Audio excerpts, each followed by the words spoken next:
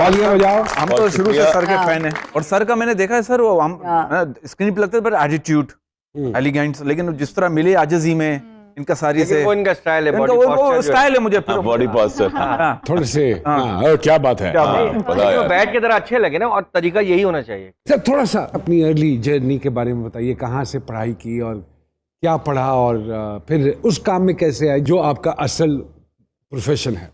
Single parent का बेटा हूँ जी मैं। मेरी वालदा एक सिंगल मदर थी, उन्होंने मुझे बड़ा किया। अब बहुत छोटी उम्र से मैं काम करना शुरू हो गया था। 12 साल की उम्र से मेरी पहली जॉब थी। मेरे वालिद साहब एक पॉलिटिशियन है, अम्मी की फैमिली के भी लोग 3-4 जनरेशंस ऑफ पॉलिटिशियंस और लॉयर्स रहे हैं। मुझे लगा कि शायद मुझे लॉयर बनना है। और पॉलिटिशियन क्यों नहीं सर? उस वक्त मैंने सोचा भी नहीं था। ये इतना अच्छा कारोबार है ये। जैसे ये रिग्रेट महसूस करते हैं, पछतावा होता है कि यार मैं उस वक्त ये सियासत में घुस जाता तो आज ये सही खिच की ना करनी पड़ती, ये आम लोगों के मुंह ही ना लगना पड़ता नुमान इजाज टाइप जैसे। आप नहीं, अल्लाह करे आपसे तो मेरी मुलाकात हमेशा रहे। जहाँ तक रहेगी पॉलिटिक्स की बात, पॉलिटिक्स और उसकी मदद बहुत की जा सकती है on the side lines as well. मैं इन्वॉल्व रहता हूँ जिस तरीके से मैं रह सकूँ। अच्छा वाह।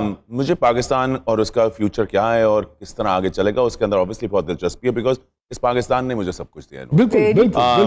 मैं जो हूँ आज वो इसकी वजह से हूँ। I grew up in the US। हम लोग 1 साल के थे जब चले गए। पैशन में किस तरह आना हुआ कि अराउंड 16-17 मेरे गाड़ी का एक्सीडेंट हो गया और मेरी दोनों आंखें खत्म हो गई। अभी वापस पाकिस्तान आया, अभी उर्दू सीखी, हेड बॉय बन गया, president of dramatics society, president of debate society. वो लड़का जो हर चीज़ करना चाहता था और कर भी रहा था, मुझे कोई रोक नहीं सकता था उस वक्त, और एकदम से ज़िंदगी रुक गई। तो एक ब्लाइंडनेस जो आई, वो उससे मैंने बड़ा कुछ सीखा, अपना वल्नरेबिलिटी, अपनी कमज़ोरी, अपना छोटापन। और उसके साथ साथ जब रोशनी वापस आई तो मुझे लगा कि दुनिया एकदम से जो मैं चीज़ देख रहा था वो इससे कितने 1000 गुना ज़्यादा खूबसूरत है। अम्मी मुझे चम्मच से कुछ खिलाती थी तो मुझे सिर्फ चम्मच नजर आता था, उसका तो खिलाती थी, मैं चम्मच को घूरता रहता, कहता इससे ज़्यादा खूबसूरत चीज़ नहीं है। जब रोशनी वापस आई मुझे सिर्फ लाल रंग पहले नजर आता था। शुरू भाई ये कितना अर्सा ये ऑलमोस्ट ईयर जी, ऑलमोस्ट ईयर चला, बड़ा लंबा चला ये। और उसके बाद फिर मैंने अम्मी से I sat down with her and I said, आपको पता है मुझे लगता है कि अल्लाह ने मुझे ये जो रोशनी, ये जो एक्साइट, एक कलर की अंडरस्टैंडिंग, एकदम से हर चीज़ मुझे खूबसूरत लग रही है, कि मैं ज़ाया करूँगा लॉयर बन के, मैं एक कुर्सी पे बैठ के, ये इसका कोई फ़ायदा नहीं है, मैं कोई क्रिएटिव चीज़ करना चाहता हूँ। अम्मी का सिर्फ एक कहना था, उन्होंने कहा था जो भी चीज़ करो उसमें खुशी से करो मगर इज्जत से करो। दर्जी बनने में जो ऑब्वियसली वो ज़रा नाराज़, थोड़ी परेशान थी, मगर मैंने जो भी उस वक्त से इस वक्त अब तक जो किया है, चाहे वो एक्टिंग हो, चाहे वो, it's always to make sure that my mother is proud. My mother is my life. I kid you not, she has given me everything in her life. वाह वाह वाह वाह वाह वाह वाह वाह, मैं सबके जाऊँ आपके, वाह वाह वाह वाह, सीरियसली। और ये जो लाल रंग वाली बात है वो अब समझ में आती है, इनके हर ब्राइडल में लाल रंग फिट जरूर होता है। 90% जी HSY जो कपड़े बनाता है, HSY यानी कि मैं नहीं, मेरा ब्रांड जो हम कपड़े बनाते हैं, 90% हम लाल कपड़े बनाते हैं। Lal for me is the colour of life. उसके बाद मुझे लगा कि जिंदगी में मुझे कुछ और नजर ना आए, क्योंकि मुझे लाल नजर आता है, वो मेरे लिए इज मोर देन इनफ।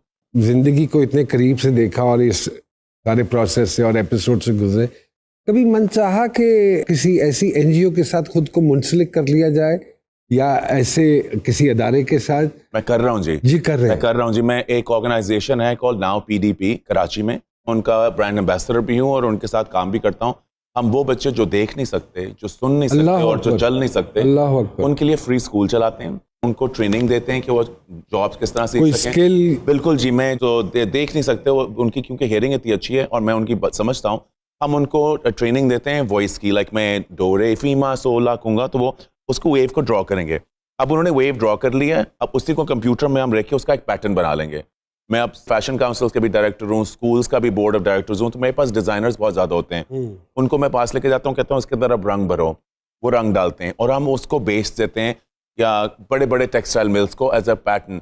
उसके जो पैसे आते हैं हम डायरेक्टली उस बच्चे को पकड़ाते हैं। सो उस बच्चे के पास वो बच्चा भीख मांग रहा था। Very good, very good. हमारी कोशिश होती है हर दिन एक रोशनी, यानी कि हर रोज हम एक ऐसे बच्चे को जॉब दिलाएं। हमने लास्ट ईयर माशाल्लाह से 365 जॉब्स दिलाई। हमारे गोल है साल के हम 700 कराएं। वाह वाह वाह वाह वाह वाह वाह। HSY साहब हमारे साथ मौजूद हैं, फहीमा साहिबा हमारे साथ मौजूद है। एक छोटी सी ब्रेक के बाद दोबारा आपकी खिदमत में हाजिर।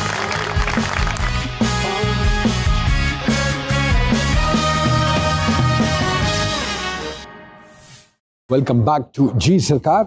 तो बच्चे कहते हैं जी कि मामा क्या शुरू कर दिया, या बच्चे they are happy to see you on the screen? जी, बच्चे जब फेम देखते हैं और फैन फॉलोइंग देखते हैं, जब हम कभी जाते हैं तो उससे बहुत अमेज होते हैं। वो कहते हैं कि वाओ मम्मा, आपको तो और करना चाहिए, यूर अ स्टार। अच्छा। हाँ, वो तो बहुत अट्रैक्ट होते हैं इस चीज़ से, खुश तो होते बच्चे हैं। हैं ना, उन्हें क्या पता।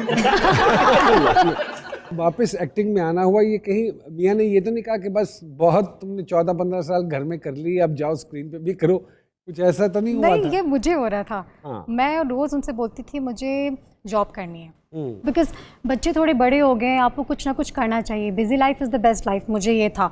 तो कहते थे ये करोगी, तुम सुबह जाओगी, शाम को आओगी, यहाँ जाओगी, यहाँ जाओगी। मैं कहा मॉडलिंग कर लूँ?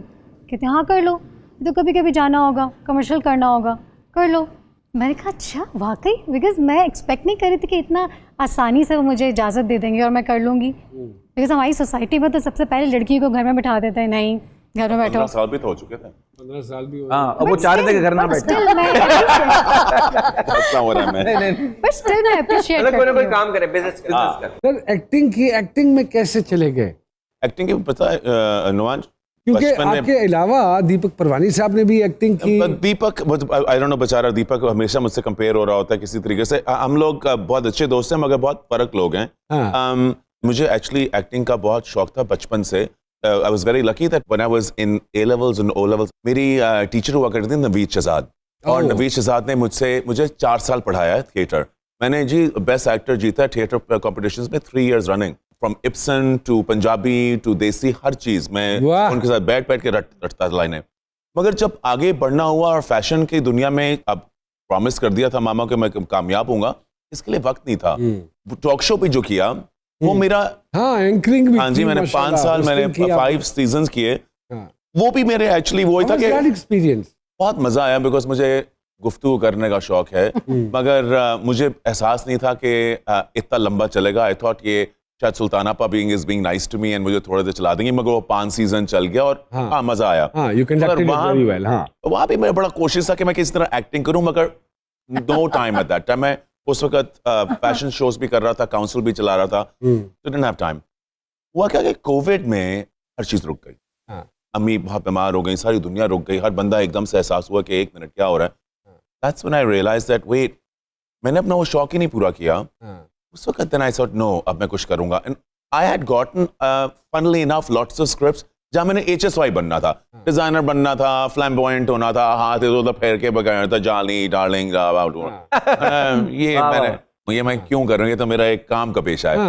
फिर एकदम से एक स्क्रिप्ट आया पाइजा का लिखा हुआ, उसके अंदर एक रिलीजियस मौलवी साहब का टफ बंदा था, बिल्कुल ही वक्री टाइप का कैरेक्टर। बिल्कुल। मैं क्या मौलवी बनाता है चश्मा, एक बड़ा How difficult was it for you to transform yourself into that character? मैंने अपनी जिंदगी शट ऑफ कर दी थी उससे पहले 3 महीने के लिए।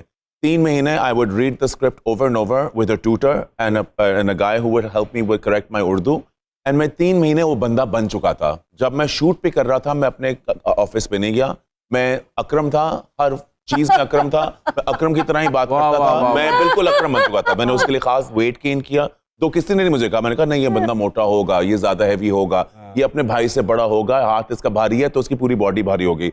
मैं कंप्लीटली पागल हो गया था इस कैरेक्टर के अंदर और मुझे मजा आया।